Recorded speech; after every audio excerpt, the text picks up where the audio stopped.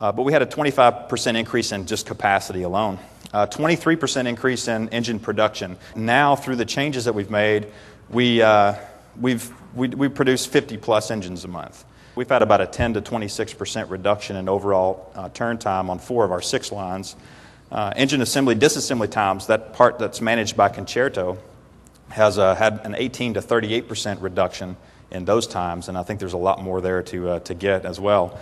Revenue, as I'd stated earlier, our goals for revenue, certainly what we've done is we've allowed capacity to be monetized. Our sales team is very empowered to go out and fill this capacity, and we certainly have put ourselves in a position where we could achieve a 20% goal.